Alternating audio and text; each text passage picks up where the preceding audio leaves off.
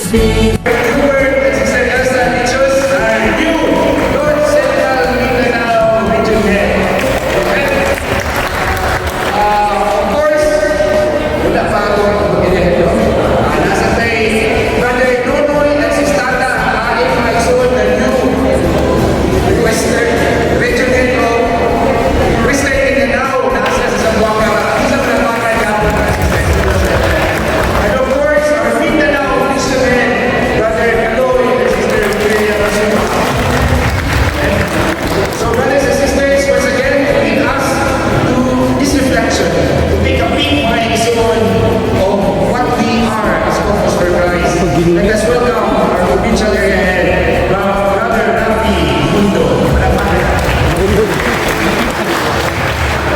Mayong gabi sa atong tanan mga igsoon. God is good all the time. Today, brothers and sisters, we gather not just as community members of CFC, but as God's workers in a mission that is both sacred and urgent. Our theme tonight speaks about building our nation by building the church of the home and building the church of the poor. The home, brothers and sisters, is the first church alam natin yan. It is where faith is planted, values are formed, and love is learned. It is our families.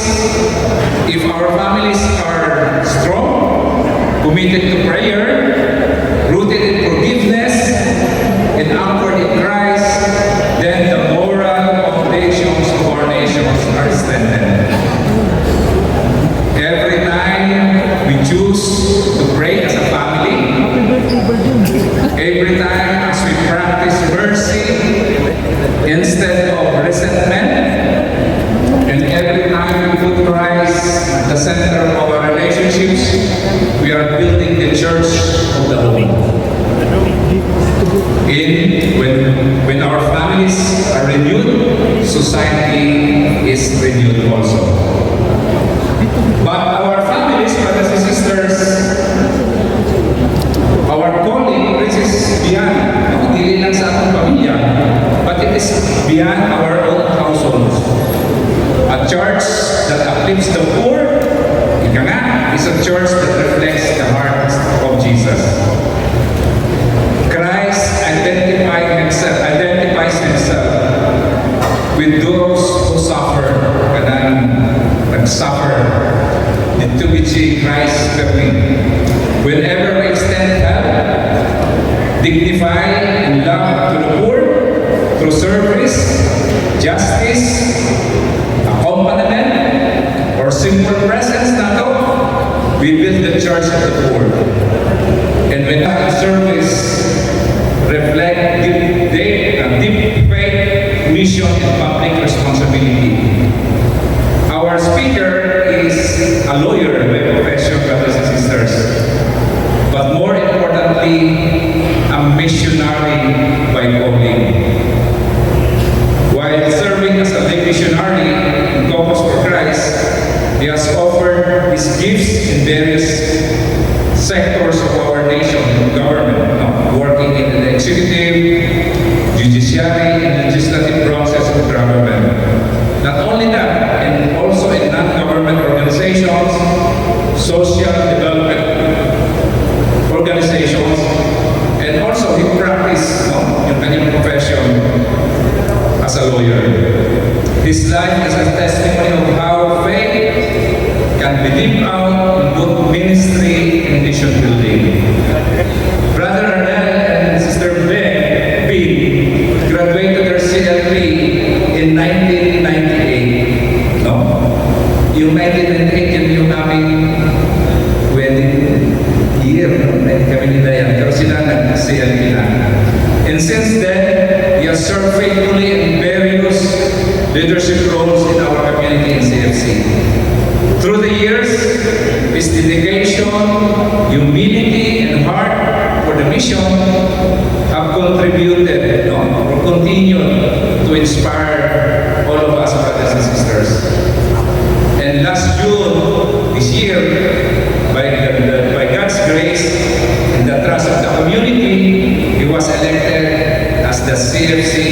Permanent President.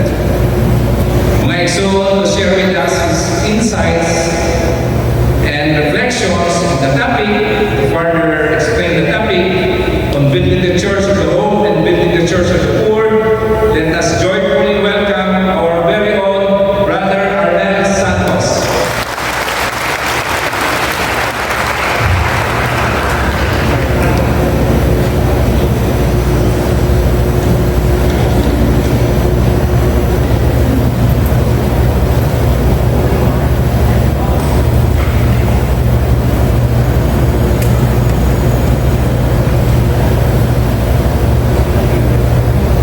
We're just having some technical problems. Pag natapos po yung problema natin dito, pwede na po tayo magsimula.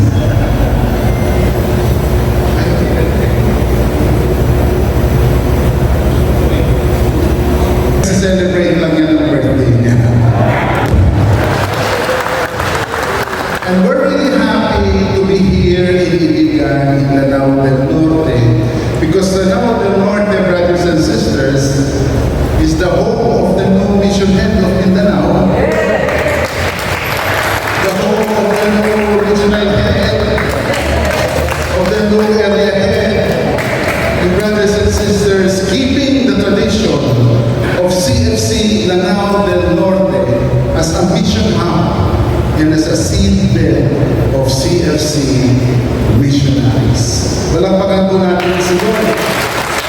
And aside from that, ito na rin po yung tahanan na one of the best co-servants of mine in Metro Manila, si Rafi. Halata mo pinapatagal ko para sige po, let me try doing this even without the slides for the moment. Sa Couples for Christ, we always celebrate gifts. Amen? Sa household meeting, sa prayer assembly, lagi inyong maririnig, Lord, we thank you for the gift of faith. Lord, we thank you for the gift of family. Lord, we thank you for the gift of community. But tonight, brothers and sisters, I'm going to invite your attention to behold another gift that the Lord has given all of us. Hello? And that gift, brothers and sisters, sino makakahula? Bibigyan ko ng regalo. Ano yung pag-uusapan natin regalo ngayon ni Lord sa atin?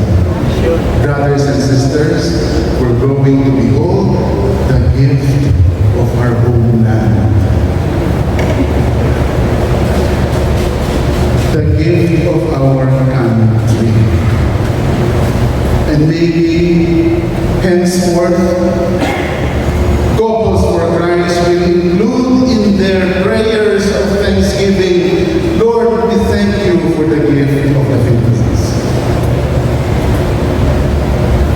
We always say, family is a gift, amen? But sana po, after this, we're also going to say, Philippines is a gift. My country is a gift. My homeland is a gift. Iligan City is a gift. Lanao del Norte is a gift. Palakpakan po natin sila.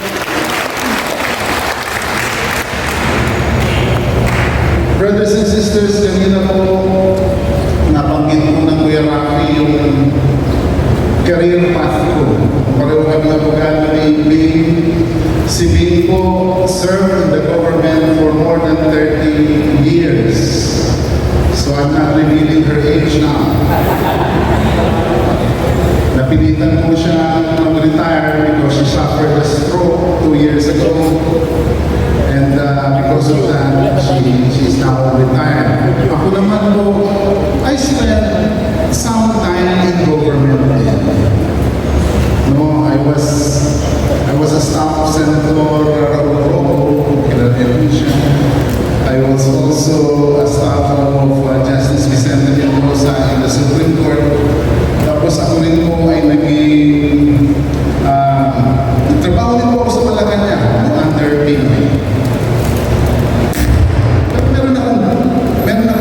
dream talaga mula nung bata ako. I really wanted to be in government like Brother Robert. I really want to be in public service. Kaya lang hindi binibigay ni Lord sa akin. Meron na akong episodes of being a public servant, pero hindi niya binigay sa akin ng buo-buo yung hindi.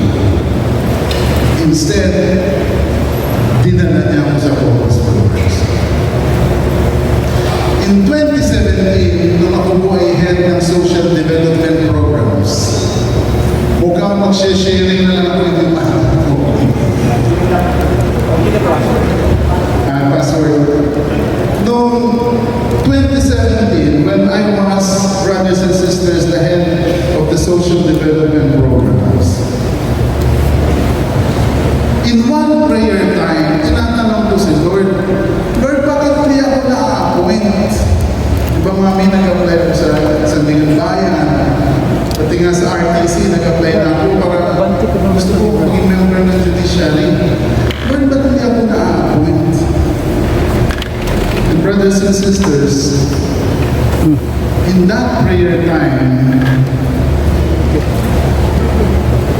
I was brought by the Lord doon sa ginagawa natin sa Focus for Christ. Christian Life Program, Household Meetings, Prayer Assembly. Tapos dinala ako ni Lord sa ginagawa natin sa social development programs, sa prison, sa military, sa oikos, migrants. Tapos pinakita niya sa akin yung ating work with the poor. Yung ating work with the poor.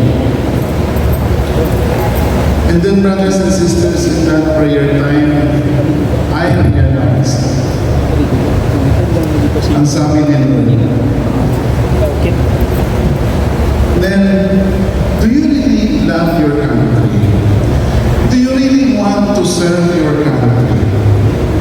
Tapos sabi niya, you know, I sense the Lord telling me, the best way for you to serve your country is to give it your best in God's ways.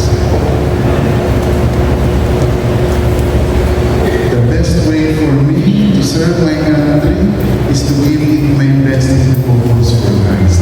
Pagkatapos niya ipakita yung building the church of the home and building the church of the poor, sabi niya, that is the way that you're going to contribute in your country's nation building.